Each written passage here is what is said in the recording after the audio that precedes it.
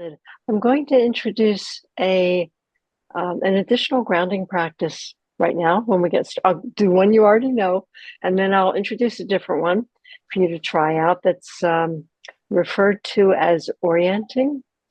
And you may have seen some version of this already. Someone may have shown you what it's like. It has different ways of playing out. Let's take a moment and get comfortable in the chair that you're in. On the next in-breath, I'm going to ask you to go through the one where you breathe in and then drop your attention into your body and notice the sensation of the support of the chair. So you're welcome to gently close your eyes or allow your eyes to stay open and let your gaze drop, whatever you need to do so you're not distracted by faces on the screen.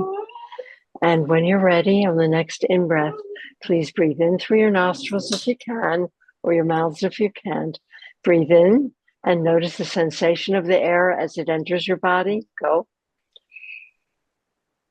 And on the out-breath, just let the out-breath take care of itself. Let your attention drop into your body. Notice the sensation of the support of the chair beneath you. See if you can sustain your attention there for a moment. So it's sustaining your attention on noticing the support of the chair. We'll try one more time. On the next in-breath, breathe in. Notice the sensation of the air as it enters your nostrils. Go. Out-breath takes care of itself. Drop your attention into your body. Notice the sensation of the support of the chair.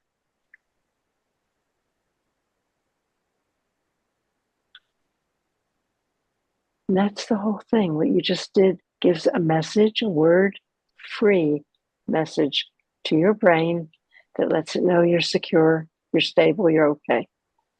And it helps to interrupt the stress response. So I won't go into details about that because we've talked about it before. We'll try another one. And this one I've heard referred to when I was taught it as orienting. And it really has to do with noticing things around the room. And the way it works is this, if you're not accustomed to this, it may sound sort of surprising, but from my understanding how it works biologically is that I'm going to give you an animal example for you to understand this even better. Pretend that you're an antelope or a zebra and you're out on the savannah in the middle of Africa and you'd like to get a drink at the water hole, but you're not sure if there's a lion behind some sort of outcropping and you want to make sure that you're safe before you drop your head down to get water out of the water hole. So to make sure that you're safe, typically animals, and we have this built into our mechanisms as well, we scan for danger. You scan visually for whether there's danger in the environment. Does that make sense? And once you know that you're safe, fine, go ahead and get your drink of water. Or if you're not safe, then that's when the adrenaline kicks in and the cortisol to get you out of there as quickly as you can or to prepare you to fight for the difficult situation.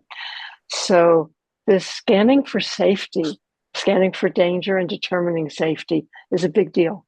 And it too helps interrupt the stress response, just as noticing the support of the chair. So the way that it was taught to me is, and I've heard other versions of it, but I'm going to share with you what I learned from my trauma therapist friends. I'm going to ask you in a moment to place your chin as comfortably as you can above one of your shoulders, your right or your left shoulder. And then I'm going to ask you to very slowly allow your head to swivel around until your chin is over the other shoulder. And there's something that I'm going to ask you to do while you're doing that. And what I'm going to ask you to do is just notice what you see across the room from you, whatever room you're in. Like, for example, if it were me, I would silently say to myself, door, breaker box, I don't know what it's called, but that kind of box that has breaker things in it. Light, wall, lamp, printer,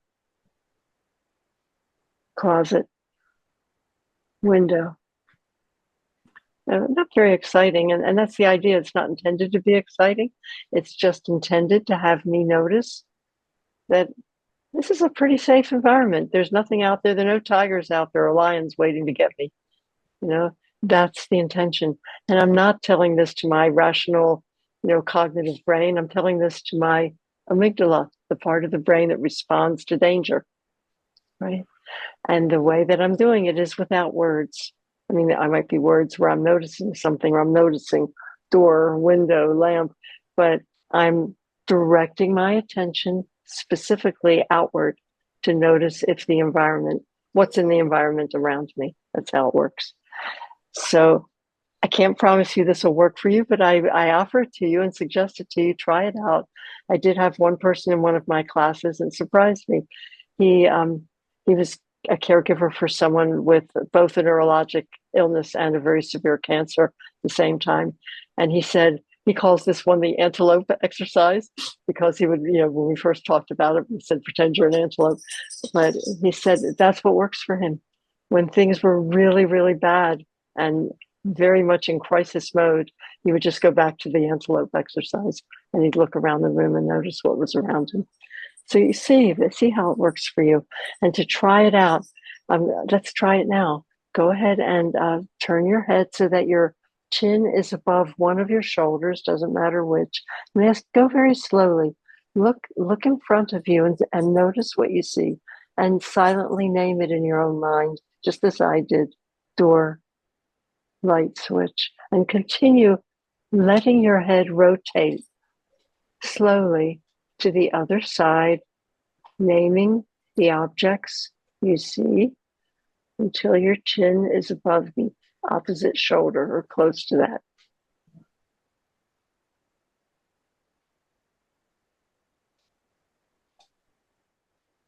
And when you're done, you can come back into the room.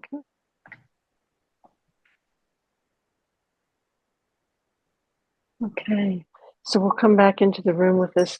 I will share with you something. I think you're all doing it the way I asked you to, but I will say when it was first shown to me, the way I tried to do it, I don't know if you can see my eyes that well with my glasses, but I did it like this: door, wall, lamp.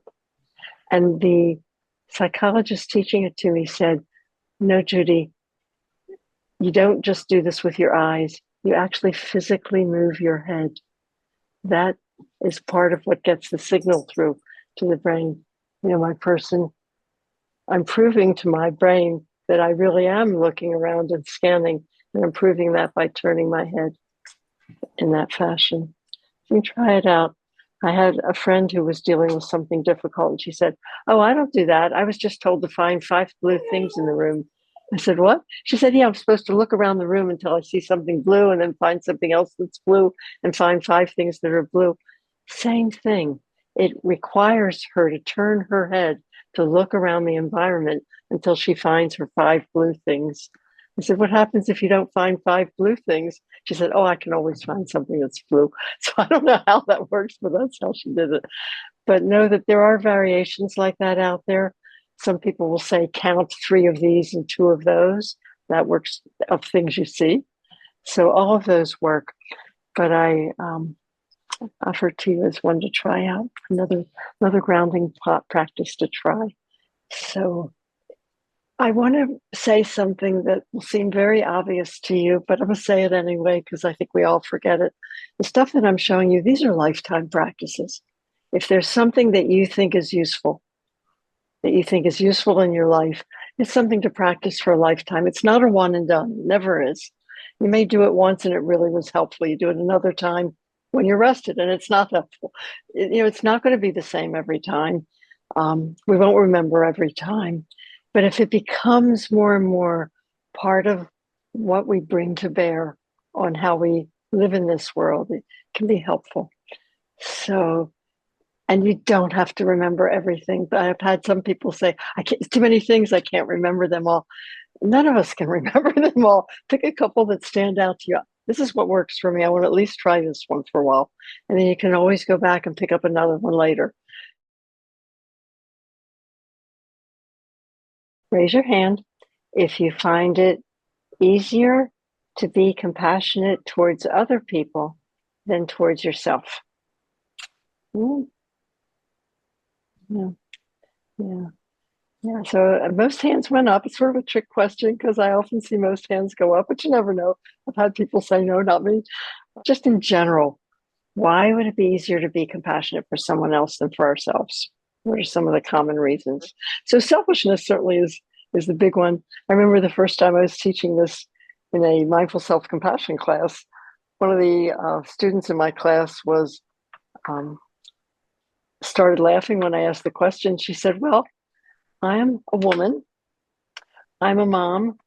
I'm a hospice nurse. Of course, I think I should look at other people before I look at myself. How not?"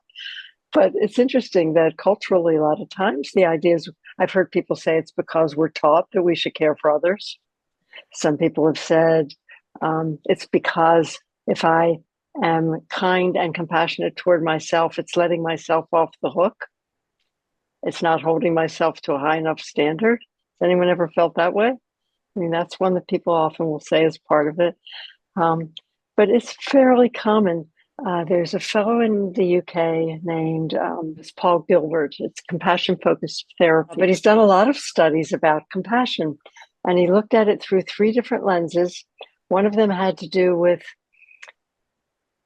what is it that makes it hard for people to offer compassion to others? For some people, that's the case. What is it that makes it hard for some people? This is interesting, to receive compassion from others. Like, don't be compassionate to me. I don't like that. Some people feel that way. He said, and what is it that makes it hard to feel compassion towards ourselves? So he developed three surveys or scales. In other words, a questionnaire, three questionnaires on each of those topics. And they're very interesting to see. So I'm going to put them in your resources just for fun. The one that we're talking about today is self-compassion. What are the things that make it hard or easier to be compassionate towards ourselves? And I'd like to talk with you a little about some of the benefits of it and what I mean by it in terms of the way it's studied. So self-compassion in the way it's studied is not saying we're going to wallow around in self-pity. That's not what it's talking about. It's talking about, can we possibly allow ourselves to notice when something's hard, even though we're still at the same time muscling through and making ourselves suck it up and do all the things we need to do. So I'm going to ask you to raise your hand again. Raise your hand if you're good at sucking it up and muscling through things that are hard. Anyone? I'll bet everyone here can do. I can put both hands up. Like, that's what I do all the time. I'm glad I can do that. Thank heavens. It allows me to do things that are needed. It's not a bad thing. The studies that have been done show that it's actually helpful for us while we're muscling through and doing all those things. Can we also let ourselves acknowledge or notice when something's hard? Just notice it. I'm not saying solve it, I'm not saying change it. Just allow ourselves to notice it instead of ignoring it. Instead of telling ourselves, this isn't hard, I can do this. Let ourselves just say, yeah, this is hard, and I'm doing what I need to do. So the self-compassion program is it's another one of those 8-week classes. I know I've taught it a number of times. It's been a while since I have, but I'm very familiar with the material in it, and I like it a lot. It was developed by two psychologists who were studying self-compassion, and they both happened to meet, I think, on an airplane or at a conference, and they said, we should make up some sort of course about self-compassion. And they did that. Their names are, I'll tell you just a drop about them. You'll have it in your resources. One is a woman named Kristen Neff, who is clinical psychologist as well as a research psychologist. She was at Cal at Berkeley. She's now back home. I believe she's originally from Texas, and she's at the University of Texas in Austin. The other is a man named Christopher Germer, who is a clinical psychologist in Boston, and he teaches at the Harvard Med School. So those are the two people that put this program together. And when they were defining self-compassion, they broke it into three pieces, three parts. And one of them was this idea, can I acknowledge when something's hard? This is what the practice will be about when we get to that a little later in today's class. I'm going to ask you to bring a situation to mind and then be able to see if you can find some words to acknowledge that it's hard. The second step is the step of what they referred to in the course as common humanity? Can I allow myself to realize it's not just me? It's not just me right now. I didn't fail at being a good caregiver. I mean, everyone has things that are hard, that are not okay. And it's that acknowledgement of it's being part of the human condition, that there's some things that are hard, that are difficult at difficult moments for any one of us. And the third step, and this is an interesting one, maybe a little bit of a challenge for you or not, but the idea is, can I say something to myself that's kind in the face of whatever this thing is that's hard? Can I do that instead of us being self-critical? So let me explain what I mean by self-critical. Let's say, for example, that I'm on the phone with my brother David, that I love to mention here, the David, the psychiatrist that lives in Boston, that I talk to on the phone a lot. So let's say for some reason, he says something that gets me annoyed or angry, and maybe I spoke harshly to him. I usually don't do that because I know I can't get away with it, because he doesn't react very nicely if I do that. But let's say I did, and let's say if I feel guilty afterward, right? Then rather than saying what I normally would say to myself, here's what I would normally say. It's really exciting and it's sophisticated. I would say, Judy, you are such a jerk. That's what I'd come up with. I wouldn't be thinking about it. That would be out of my mental, mouth. As soon as I did something that I thought was stupid, I would be saying, Judy, you're such a jerk. That's what I say. Doesn't it sound like a 10-year-old?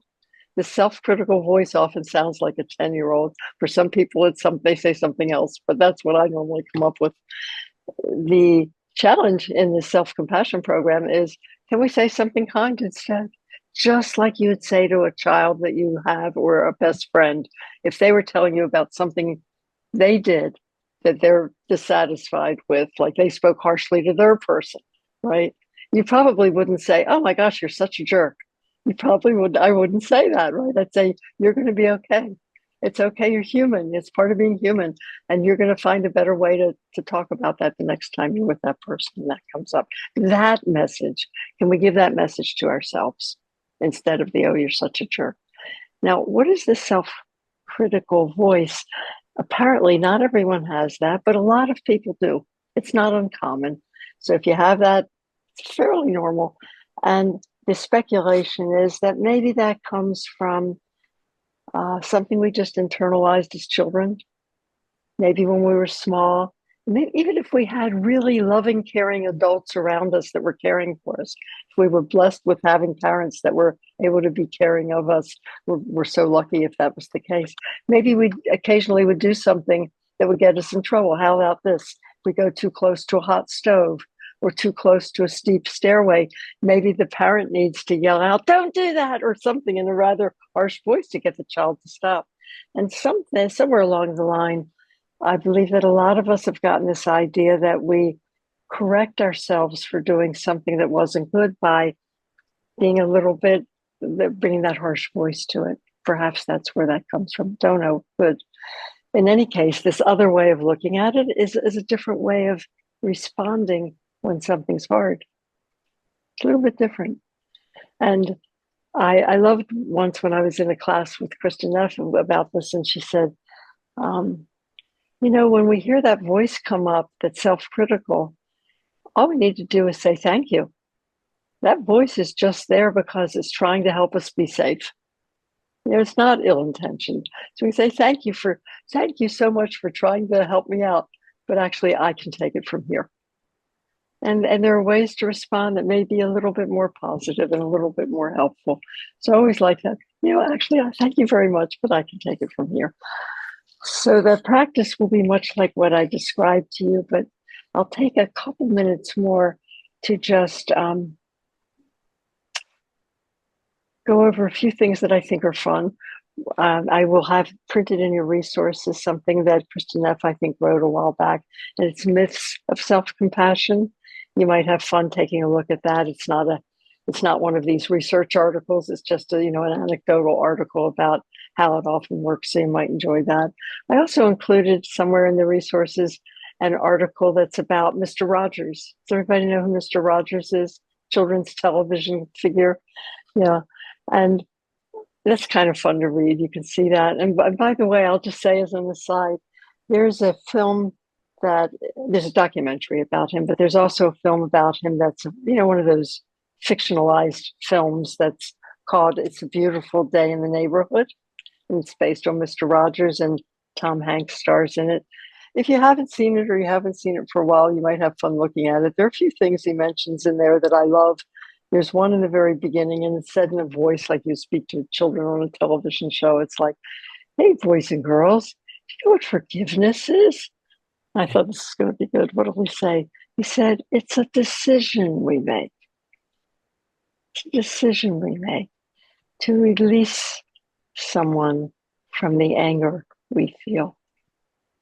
And there's a couple just moments like that sprinkled throughout the film that I love watching it for them alone, but you might have fun seeing it. I don't know. I never know who will like what movies or what books, but I'll just share that with you in case you would enjoy it. So I think self-compassion is an interesting practice to cultivate, just like you cultivate anything else. I think what I'd like to do is to go to actually doing the self-compassion practice. There's an exercise that is using the definition of self-compassion as it's studied and as it's been applied to this program. And Kristen Neff and Chris Germer call it a self-compassion break. So, you have a coffee break or, a bio break. So this is a self-compassion break. And it's one that you do right in the middle of life. It's not one that you need to go and sit on a cushion somewhere or a chair and be in a quiet room. You just do it while you're living. And the way it works is this: as you're going through your normal day, you do have to notice if something's stressful. If you don't notice, it doesn't work. But if you notice that something's stressful, then silently you'd say a word or a phrase that allows you to acknowledge that it's hard. And that's going to vary for different people. Some suggestions are you can say to yourself, this is hard, and then just continue doing what you're doing. But can you do that? Can you notice it? Even while you're sucking it up, even while you're muscling through, can you allow yourself to just silently say to yourself, this is hard. You're just acknowledging it. You're not doing a lot with it. You could say, Kristen Neff likes the expression, this is a moment of suffering. I don't work so well with that one. I like the one that says, this is hard, or, that's the one I like. And some people don't even like that. They like the word ouch. Just saying the word ouch, just allowing yourself to acknowledge what's happening. So that can be fun. And then the second thing to do that's part of the practice is just letting yourself say, just quickly, simply, some phrase or a couple of words that lets yourself say, it's part of being human. So you could say, for acknowledging it, you could say, this is a moment of difficulty. And then your second thing out of your mouth is, everyone has moments of difficulty. Everyone has times that are hard. That's all you're doing.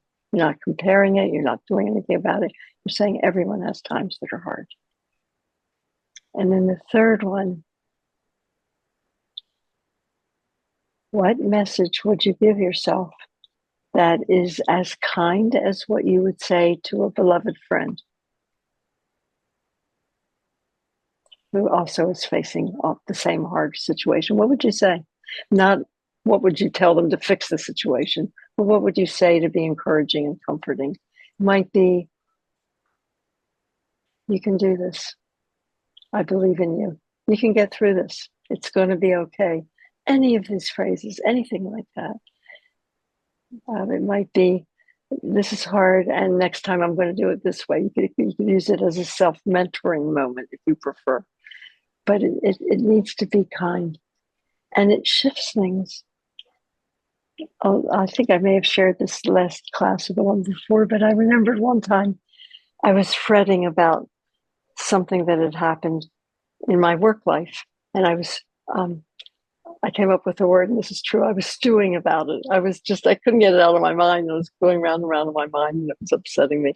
And it was close to night, bedtime. And I walked into the bedroom and I said to my husband, I've really been worried about this. And he just looked right at me and said, I thought you were supposed to know how to work with stuff like that. And for one thing, it made me start laughing, which was great. And the other thing is I thought, well, I should try something, and I did this, and it actually was very helpful. Just helped me to reframe and kind of settle it down a lot. So on that note, I'd like you to try this out and take your time trying it out. So I will give you a moment or two to think about this, but I'd like you to think back on something that was hard for you within the last week. And on a scale of 1 to 10, where 10 is the worst thing you can think of, try to find something that's about a level 4 or 5. After all, this is practice. This is a class. I don't want you to think of something that's so horrible that it's too upsetting to even think about it.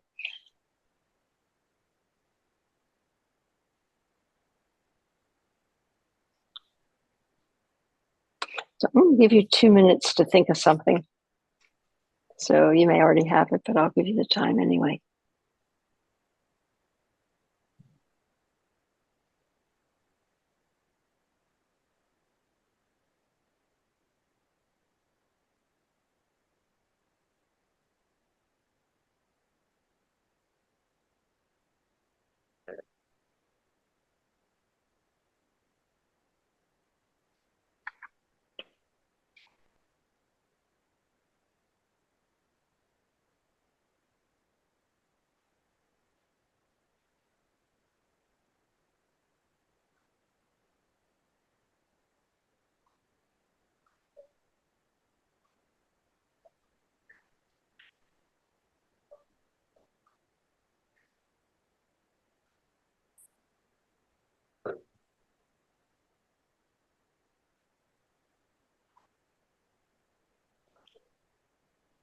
Okay, is there anyone that needs more time to think of something?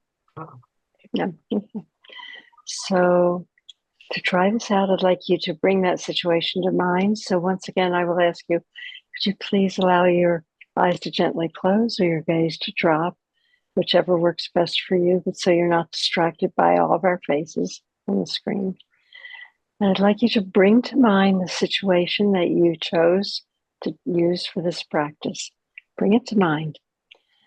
And actually picture it in your mind. Picture where you were, who you were with, what was happening. What can you see in this memory? What kinds of words were being said, either by you or by someone else? And see if you can really remember, what was it like? I want you to remember it enough that you can remember how it felt a bit stressful, how it felt to you. And now, silently, I'd like you to say some phrase that acknowledges that it's hard.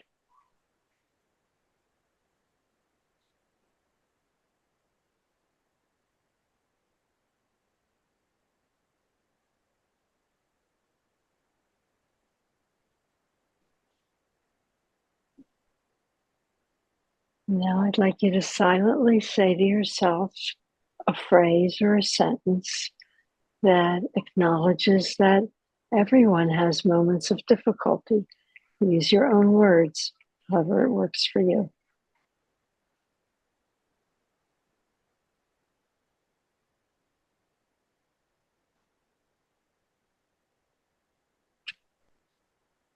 And again, the reason for the second step is it's not just me. It's not that I inherently failed at what we're doing. It's human. Part of the human condition just is. And then the interesting one, come up with a phrase or a sentence that you can say to yourself that is kind, comforting, encouraging. See if you can find the words. And if for any reason you're struggling with that, then again, imagine a dear friend who's going through something similar. And what words would you say to them in the way of kindness or encouragement to help them know they're not alone? Could even be, I'm with you.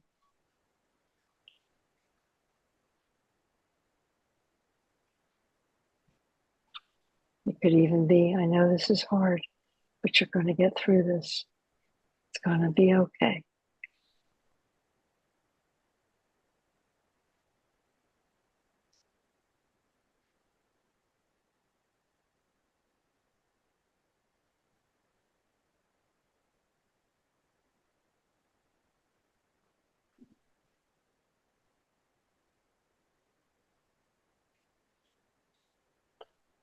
And when you're ready, you can open your eyes, come back into the room.